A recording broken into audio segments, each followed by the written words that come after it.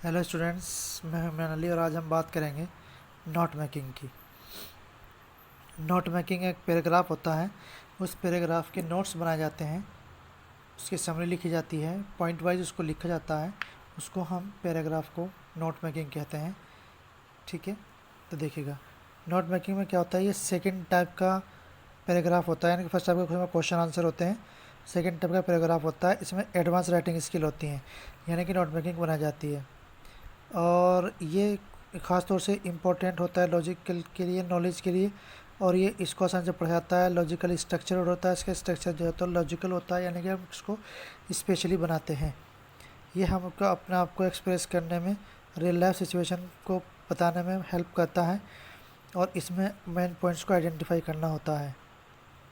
ठीक है, जब भी हम कोई पैराग्राफ पढ़ते हैं, उसको जब हम नोट मेकिंग बनाते हैं तो उसमें तीन चीज़ें खास तौर से ख्याल रखनी पड़ती हैं। व्हाट इज़ पैसेज अबाउट, यानी कि जो पैसेज है वो किस बारे में है, वही उसका टाइटल भी होगा।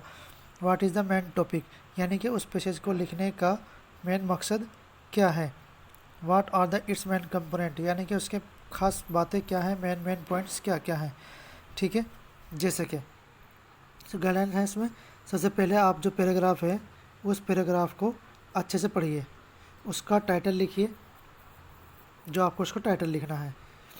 उसके बाद हेडिंग सब हेडिंग लिखिएगा, मेन पॉइंट्स लिखिएगा। और उसके बाद यूनिफॉर्म का मतलब ये है कि स्टार्टिंग से जैसा आप लिखते हैं उसको फॉर्मेट के अकॉर्डिंग लिखते जाइए। उसमें इंडिकेट करेगा मेन पॉइंट्स को सब हेडिंग सब हेडिंग में। यूनिफॉर्म डिस्टेंस, यानी कि जितनी डिस्टेंस स्टार्टिंग में ली है उसी हिसाब से अलग अलग मेन हेडिंग को, सब हेडिंग को अलग अलग लिखना है। वो मैं अगले पेज में बताता हूँ। यो लॉजिकली सीक्वेंस में होना चाहिए, यानी कि जो चीज़ पहले है वो पहले रहे। जो मेन हेडिंग बने लायक है उसे मेन हेडिंग बनाए, जो सब हेडिंग बने लायक है उसे सब हेडिंग बनाए। Logically sequence. Do not right full sentence, यानी कि इसमें नोट्स जब हम बनाते हैं पूरे सेंटेंस लिखने की ज़रूरत नहीं है। समरी जो लिखी जाती है वो 80 से 100 वर्ड में लिखी जाती है। समरी में हम थर्ड पर्सन का और इनडायरेक्ट स्पीच का यूज़ करेंगे। और समरी में हम पूरे के पूरे सेंटेंस लिखेंगे, पैराग्राफ लिखेंगे, उसमें टाइटल भी लिखेंगे। और ये ध्यान रखेंगे ये कि शॉर्ट हो और ब्रीफ हो, यानी कि छोटे छोटे लिखे जाए। जब हम नोट्स बनाते हैं तो उसमें एक टेबल बनाते हैं जिसको हम की ऑफ एब्रीविएशन बोलते हैं, KOA। ठीक है, कैसे देखिएगा। देखिए ये इसका पैराग्राफ का फॉर्मेट होता है कि सबसे पहले हम जो फॉर्मेट है उसका टाइटल लिखेंगे उस पैराग्राफ को, जो हमारा पैराग्राफ हमको दिया गया है। उस पैराग्राफ को पढ़कर, यानी कि पहले दूसरी लाइन पढ़कर हमें पता चल जाता है कि वो पैराग्राफ किस बारे में है, और जिस बारे में पैराग्राफ है वो इसका टाइटल होता है। उसके बाद यहाँ पर मेन हेडिंग लिखी जाती है, और फिर यहाँ पर इन हेडिंग से रिलेटेड, मेन हेडिंग से रिलेटेड पॉइंट्स लिखे जाते हैं। ये ध्यान रहे कि जो आपके पॉइंट्स हैं, यानी कि जो मेन हेडिंग है इसे थोड़ी डिस्टेंस पे सब हेडिंग हो। ठीक है, इसको हम 1.1, 1.2, 1.3, 1.4 इस तरह से करके लिखेंगे। इस तरीके से फिर दूसरी हेडिंग होगी, उसकी सब हेडिंग्स होंगी।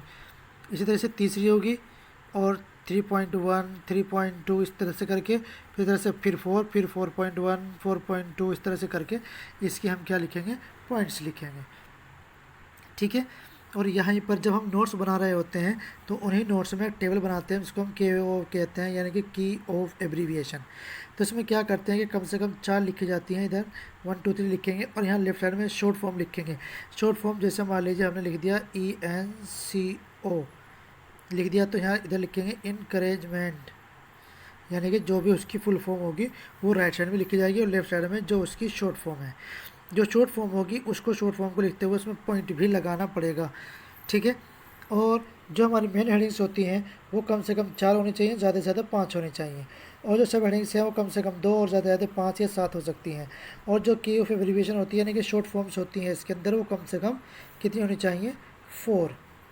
ठीक है, उसके बाद अगर मान लीजिए पैसेज जो है आपका पूरा का पूरा पैराग्राफ जो है वो सिंगल पैराग्राफ में है पैसेज, तो क्या करते हैं हम अपने अकॉर्डिंग उसको 5 पैराग्राफ में डिवाइड कर लेते हैं। और पहली हेडिंग सब हेडिंग पैराग्राफ से, दूसरी हेडिंग सब हेडिंग दूसरे पैराग्राफ से, तीसरी चौथी से, पाँचवें से। और इस तरीके से समरी होती है उस समरी को हम 80 से 100 वर्ड्स में लिखते हैं। और अक्सर हम उसको समरी को बॉक्स में कर देते हैं और टाइटल भी उसका लिख देते हैं। और अगर समरी में टाइटल ना भी लिखें तो कोई दिक्कत नहीं है, लेकिन जब नोट्स बनाते हैं उन नोट्स में टाइटल होना ज़रूरी है। ठीक है, अब जैसा कि मैंने आपको बताया कि आप किसी पैसेज को 5 पैराग्राफ में डिवाइड कर लीजिए, तो अब हम क्या करते हैं, पहले पैराग्राफ को लेते हैं जो जिस बारे में उस पैराग्राफ को लिखा गया है जो उसके मेन पॉइंट है पैराग्राफ का उसको तो बना देंगे मेन हेडिंग, और जो उसकी छोटी छोटी चीज़ें हैं जो उसके बारे में बताई गई हैं उसको सब हेडिंग बना देंगे। और अगर मान लीजिए आपको ये समझ में नहीं आता है कि कैसे बनाएंगे, तो हम क्या करते हैं कि जो पैराग्राफ की पहली लाइन होती है उसको मेन हेडिंग बना देते हैं, और जो बाकी की नीचे का पैराग्राफ बचा उसको सब हेडिंग्स में बना देते हैं। ये ध्यान रहे कि जो अब आपकी हेडिंग्स और सब हेडिंग्स होती हैं इनमें सब्जेक्ट और हेल्पिंग वर्ब वगैरह नहीं लिखी जाती, ये पॉइंट्स में लिखा जाता है। ये आपको थोड़ा समझ में आ जाएगा जब मैं सिंपल पैराग्राफ भेज रहा हूँ, सोल्ड है वो, जो आप उसको देखेंगे तो उसमें थोड़ा सा आपको समझ में ज़्यादा अच्छे से आएगा। ठीक है, किसी को कोई दिक्कत है तो आप फ़ोन करके मैसेज करके पूछ सकते हैं।